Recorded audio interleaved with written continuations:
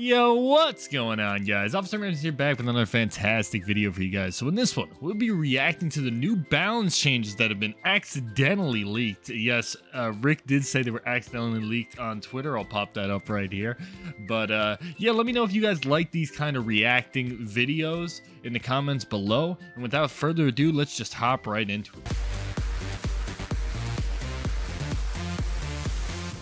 So first off, thank you to Royale API for providing us with this information.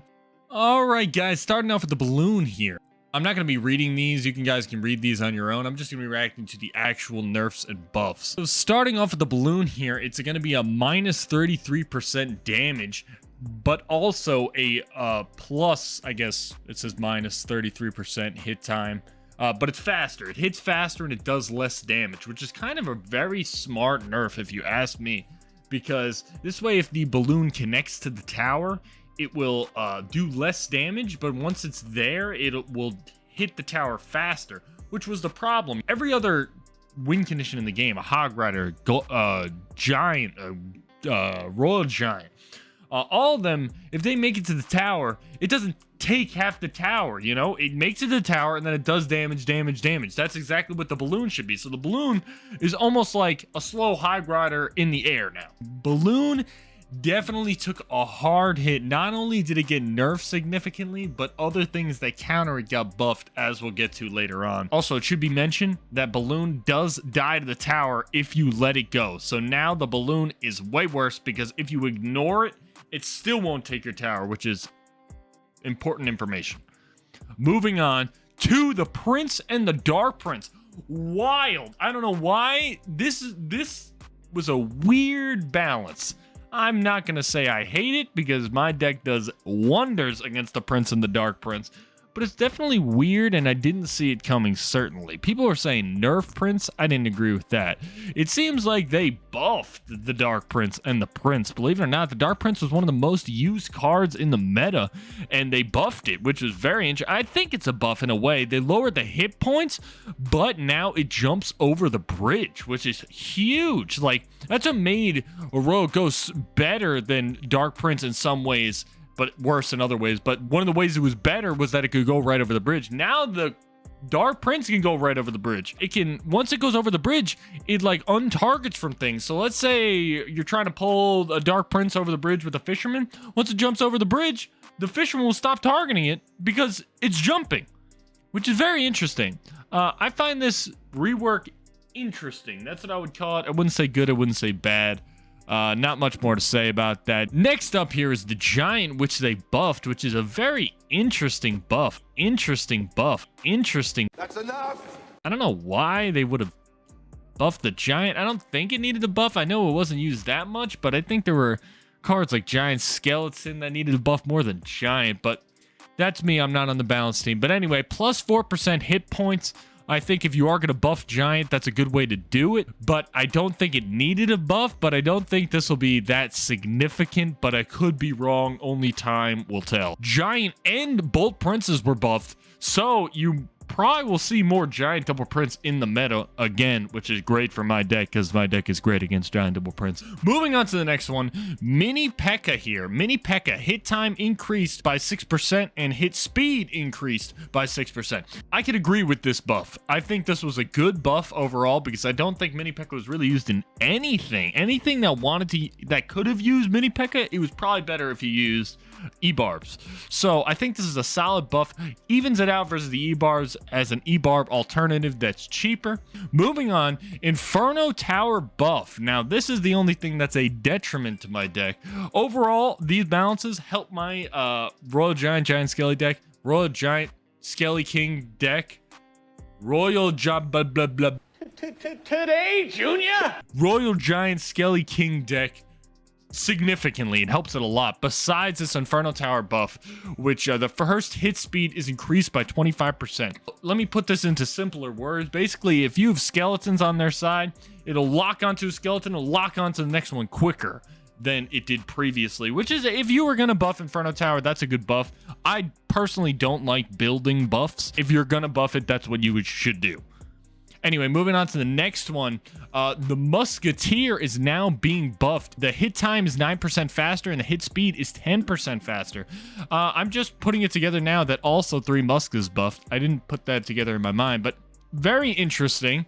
I do agree with the Musk being buffed. I think that Musk was... There was no reason to use Musk. If you had a Queen, use it over the Musk. 2.6 players everywhere are happy. 3 Musk players are happy. I think this is a good buff. Overall, I think they did a good job. But moving on to the next one. Speaking of seeing it a lot, the Hunter is getting a buff. This is huge. First hit time is faster and first hit speed is also faster. So I don't know if a lot of you watch me on Twitch, but I'm a big Zappies man. Zappies are my love. But my true love before Zappies was Hunter. But then they murdered my Hunter.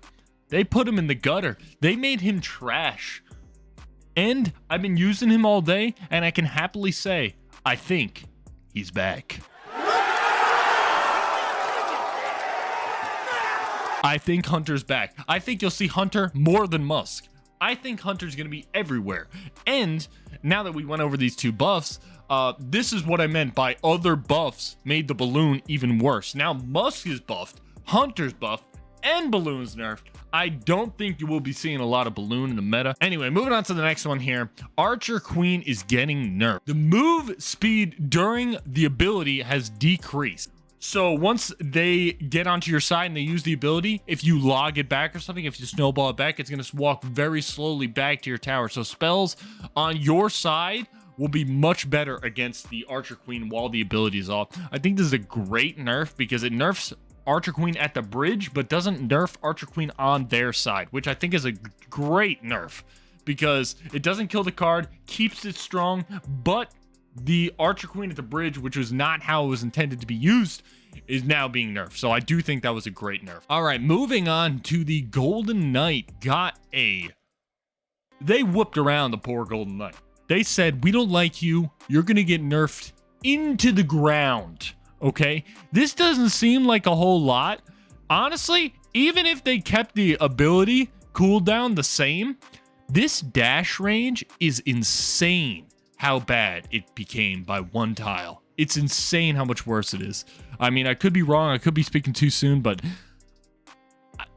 in match, it doesn't connect to anything. It's crazy how bad it is. I'm not complaining because I hated that card. It had a mind of its own. It would go wherever it wanted, but they nerfed it too much. The ability cooldown also, which this is the nerf I thought it should have got, the ability cooldown, and just fix the glitches with it. But instead, they just made it dash shorter, which I'm okay with. But I think it's too much. Maybe half a tile would have been better. And then the ability cooldown is also decreased from 8 seconds to 11 seconds. I can see why they did the ability cooldown and why they did the dash range. I just think they nerfed it a bit too much, and I think it's going to be pretty bad in the meta now. But moving on to the Royal Hogs that are getting a nerf. No, I'm joking. They were barely touched, which I'm surprised.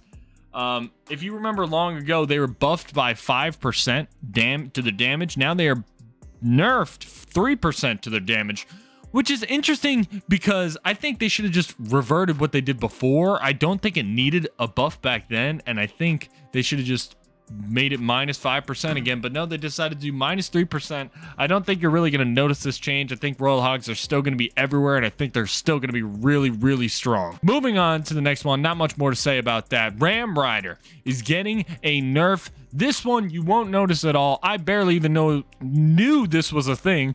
The slow effect won't affect spawn speed. So for Witch and Night Witch specifically, it used to make it so they wouldn't spawn their troops. It would freeze them and their spawning ability, but now it doesn't freeze their spawning ability. I don't think this will change anything. I wouldn't even be surprised if there's more people using Ram Rider just because of how disrespectful this nerf is. I don't really think Ram Rider needed a nerf, and I think this was literally as small as the nerf that they possibly could have done. Anyway, guys, let me know if you like these style videos in the comments below. If you like these kind of videos, make sure you give it a like and subscribe. And I'm Officer Ramses. Peace out, guys. Peace.